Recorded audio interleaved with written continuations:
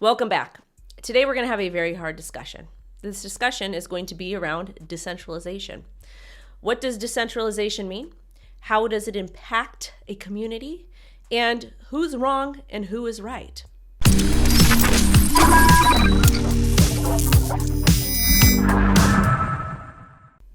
Let's first talk about the definition of decentralization.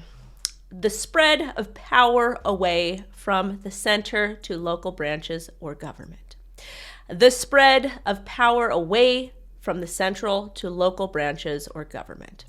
Decentralization is a process by which activities of an organization, particularly those regarding planning and decision-making, are distributed and delegated away from central authoritative location or group. So this basically means that you do not have one entity telling another entity what to do.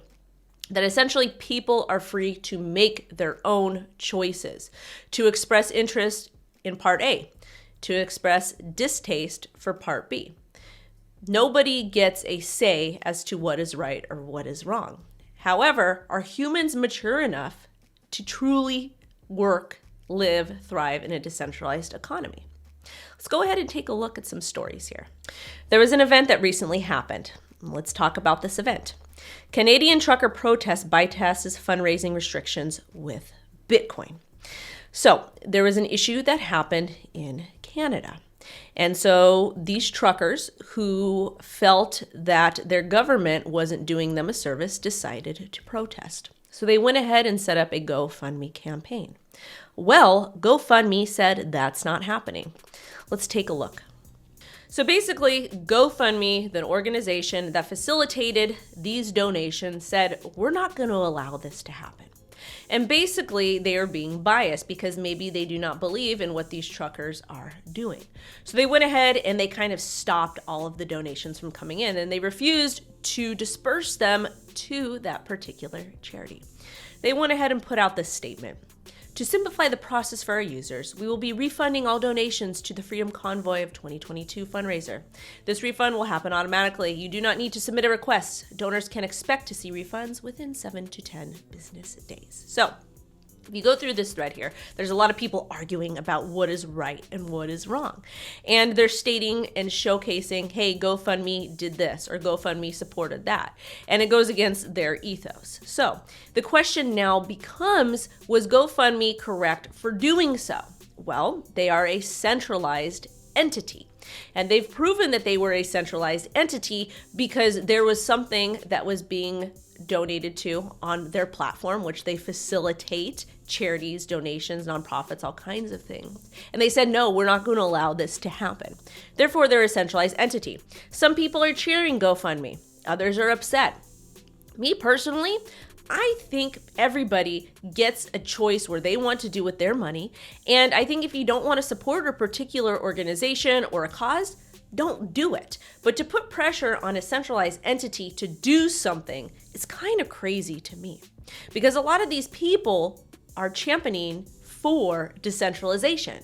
And participating in a decentralized economy may not be exciting for some people because there's really no laws. It's like the wild, wild west. People get to do and say what they want to do. Yes, there's some very, very bad aspects to this, but at the same time, if you truly want to participate in a decentralized economy, you're going to have to take the good with the bad. You don't get to get it your way. You do not get to get it your way.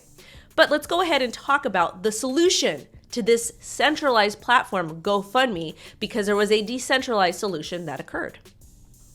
The decentralized solution was Bitcoin. Just in, Fox News highlighted that people are donating Bitcoin to the protesting truckers since GoFundMe suspended their campaign. This signal cannot be stopped. They're 100% correct. You cannot stop Bitcoin. Bitcoin is essentially a decentralized economy.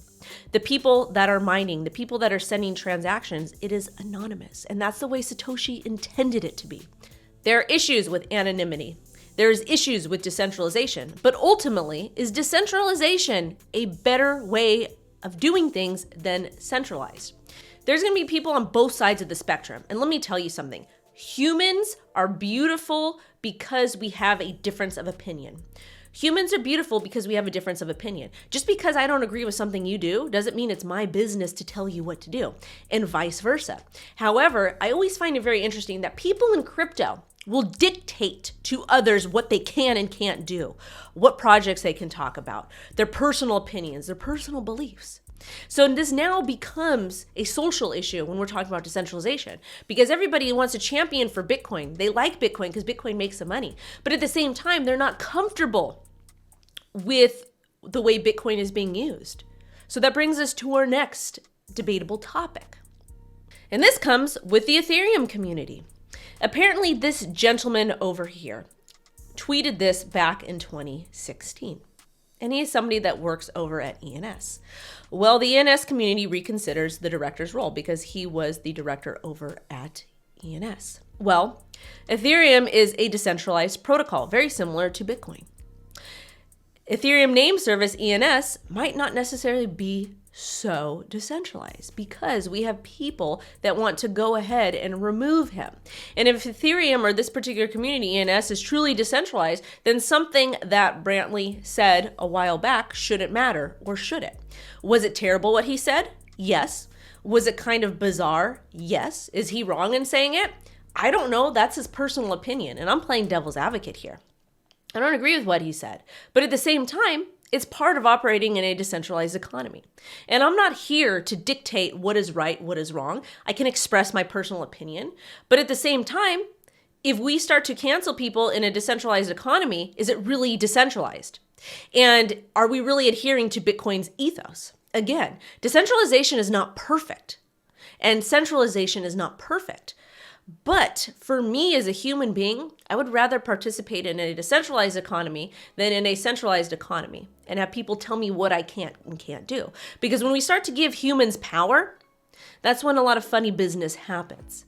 And we saw this with the GoFundMe not allowing donations to go to that particular cause.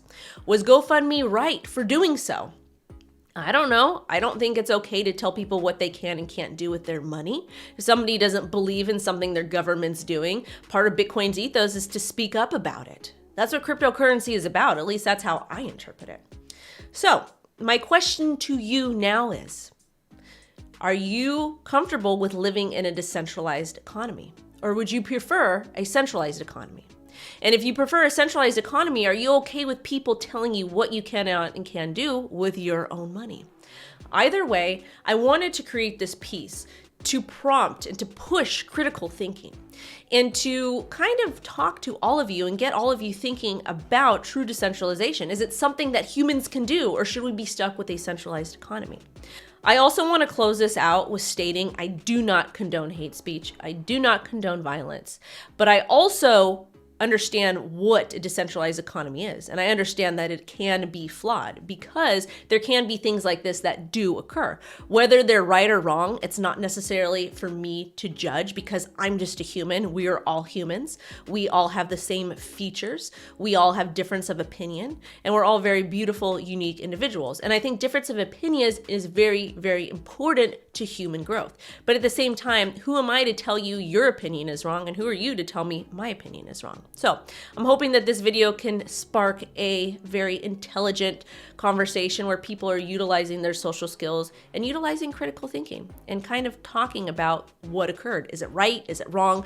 Should we do something differently? Thanks for watching.